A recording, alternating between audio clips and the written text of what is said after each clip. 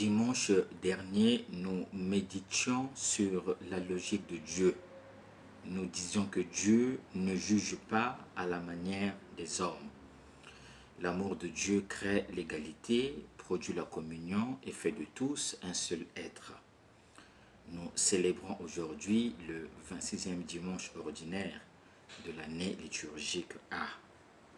Les lectures de ce dimanche nous amènent à réfléchir sur l'attitude qui plaît à Dieu, ou mieux encore sur la dialectique faire ou ne pas faire la volonté du Père.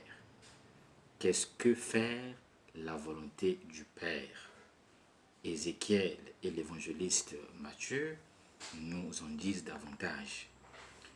Le passage évangélique que nous lisons fait partie d'un triptyque de paraboles dites de rupture ou de rejet, prononcées par Jésus après son entrée à Jérusalem, et dans lesquelles s'exprime la confrontation décisive entre le maître et le judaïsme.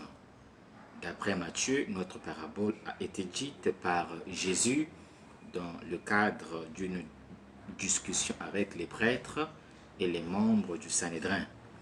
Jésus vient d'entrer à Jérusalem où il a chassé les vendeurs du parvis du temple. C'est un geste risqué car Jésus provoque directement les prêtres du temple. Les chefs demandent d'ailleurs à Jésus par quelle autorité il ose agir ainsi. Un bon rabbi, habitué aux discussions d'école, Jésus va répondre par une question. Je vous poserai une seule question. D'où vient le baptême de Jean le Baptiste? De Dieu ou des hommes?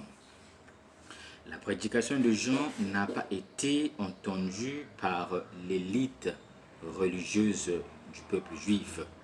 Ce sont au contraire les petites gens qui ont reconnu que le message de Jean était inspiré par Dieu. La parabole devrait donc nous faire connaître ce que c'est ce droit chemin que Jésus, à la suite de Jean, révèle par sa vie et son message. Le texte que nous lisons est sobre. Il est réduit à l'essentiel, sans aucun détail superflu. Il est construit sur l'opposition entre les deux frères et sur l'opposition entre les différentes catégories de la société juive. Nous avons un trio, un père, propriétaire d'une vigne, et invite ses deux fils à aller travailler dans sa vigne. Le premier fils qui manifeste un respect religieux pour le père en l'appelant Seigneur et qui est donc digne d'être écouté répond très courtoisement. Mais sur le plan pratique, il refuse de tenir sa promesse et ne va donc pas à la vigne. L'autre fils, quant à lui, répond sèchement par la négative, puis se ravise et va travailler à la vigne du Père. Le repentir du Fils est exprimé par un verbe grec, métamélatéis, qui indique un retour à Dieu. Posons alors la question, qui est le père de la parabole? Que représente la vigne et qui sont ses deux fils? Comment comprendre leurs attitudes? Le père de la parabole représente Dieu. L'image de la vigne dans l'Ancien Testament désigne le peuple d'Israël, défini comme la plantation bien-aimée de Dieu qui doit porter les fruits dignes de sa communion avec Dieu. Les fruits que Dieu attend de nous, c'est la justice, la droiture la fraternité, l'égalité et la conversion. Vigne et royaume sont particulièrement liés dans l'Évangile selon Matthieu. Reprenons la tradition biblique, la vigne, ses vendanges et ses fruits, comme le vin, deviennent pour l'évangéliste le signe et symbole de l'avènement du règne et du royaume de Dieu, c'est-à-dire l'espace où Dieu agit et s'implique. Les deux fils représentent les deux catégories d'hommes dans laquelle se divise la société selon la pensée religieuse juive. D'un côté, nous avons les membres du Sanhédrin qui ont répondu positivement à l'appel du Seigneur, mais seulement en parole, sans avoir fait l'effort d'entrer dans le royaume prêché par Jésus. De l'autre, nous avons les pécheurs, désignés comme les prostituées, c'est-à-dire des personnes de mauvaise vie. Nous avons aussi les publicains, c'est-à-dire les fonctionnaires des impôts qui étaient des grands voleurs. Les deux catégories d'hommes, c'est-à-dire les chefs religieux et les pécheurs, sont des enfants de Dieu. Mais les premiers sont convaincus d'être sur le bon chemin, car ils observent ponctuellement les commandements de Dieu et les prescriptions de la tradition juive. Ils pensent donc qu'ils n'ont pas besoin de se convertir. Les autres, par contre, les pécheurs, sont officiellement considérés comme des transgresseurs de la volonté de Dieu. Mais ils accomplissent en fait la volonté de Dieu exprimée dans l'enseignement de Jésus. Cette parabole des deux fils au comportement inconstant rappelle la parabole du Père miséricordieux que l'on trouve dans l'évangile de Luc au chapitre 15. Dans les deux cas, le message porte sur la conversion et il est mis en lumière par l'agir contrasté des deux fils. Cette parabole représente également la réponse de Jésus aux Juifs pratiquants qui critiquaient ses choix en faveur des pécheurs.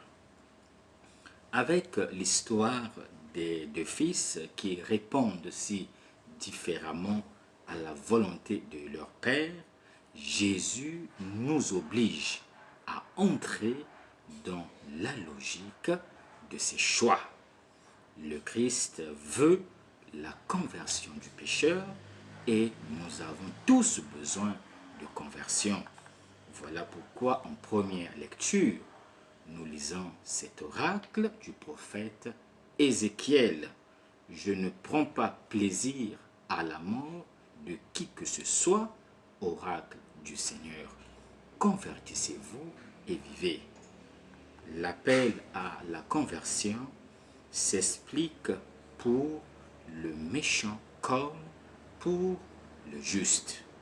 Avec le prophète Ézéchiel, en première lecture, nous pourrions dire que l'attitude du premier fils de la parabole représente le méchant qui abandonne l'iniquité pour pratiquer le droit et la justice. Quant au second fils, il symbolise ceux qui disent et ne font pas, ou ceux qui disent une chose et en font une autre. Le second fils, c'est aussi la personne qui dit oui à une religion conformiste et non à l'évangile des béatitudes. Comme à l'époque de la communauté de Matthieu, nombreux sont les personnes qui font profession de foi verbale et théorique. Nous sommes souvent ces personnes qui répétons souvent « Seigneur, Seigneur », mais ne faisons pas la volonté du Père. Nous sommes ces chrétiens comparés aux Juifs qui mettent leur sécurité dans l'observance des rites extérieurs, mais qui refusent de croire au message de Jésus-Christ. En revanche, les vrais disciples qui forment la nouvelle communauté de frères trouvent leur joie dans l'accomplissement de la volonté du Père. Finalement, c'est quoi faire la volonté du Père? Faire la volonté du Père, c'est vivre en harmonie avec Dieu. C'est produire les fruits de conversion. C'est rechercher la justice. C'est renoncer à l'hypocrisie. En un mot, c'est donner son adhésion à la nouvelle société que Jésus est venu instaurer dans le monde. Quel est l'enseignement à retenir? Le Seigneur nous enseigne aujourd'hui la manière dont nous devons répondre à son appel en y adhérant par la foi. Devant Jésus, nous pouvons adopter deux comportements, accepter ou rejeter. La conscience d'être pécheur nous met dans une attitude de conversion. La conscience d'être juste nous empêche d'emprunter le chemin de la conversion. Comme dimanche dernier, avec la parabole des ouvriers de la 11e heure, le Seigneur nous demande aujourd'hui d'être prêts à travailler dans sa vigne. Pour cela, il sollicite notre liberté, il veut que nos cœurs battent à son rythme. Le Seigneur ne veut exclure personne, que nous soyons pécheurs ou publicains ou grands prêtres. La vraie réponse n'est pas dans un oui récité, mais dans un vrai déplacement vers la vigne du royaume. Malheureusement, très souvent, nous n'avons pas de temps pour le Seigneur. Nos cœurs battent au rythme de la société actuelle caractérisée par le paganisme. Nous sommes des chrétiens instables. Si nous agissons de la sorte, il est temps de se ressaisir. Ce qui compte, c'est de faire la volonté de Dieu. Mieux vaut tard que jamais. À quoi nous convie ce dimanche? Ce dimanche comporte une double invitation. La première consiste à se convertir tous les jours pour s'ajuster à la volonté du Père. La deuxième invitation consiste à se mettre dans l'attitude exigée par l'apôtre Paul dans sa lettre aux Romains, chapitre 12, verset 2, lorsqu'il dit « Ne prenez pas pour modèle le monde présent, mais transformez-vous en renouvelant votre façon de penser pour discerner quelle est la volonté de Dieu. » Que nous reste-t-il à faire? Il ne nous reste plus qu'à conjuguer deux verbes, dire oui et faire la volonté. À Dieu, nous avons dit oui lors de notre baptême, de notre confirmation, de notre profession religieuse, du sacrement de notre mariage, de notre ordination sacerdotale ou diaconale. Puis après, nous sommes sans doute passés à autre chose. Quel type de chrétiens sommes-nous? Aujourd'hui, il nous faut faire la volonté du Père en donnant des fruits de conversion. Bon dimanche à tous et que Dieu vous bénisse.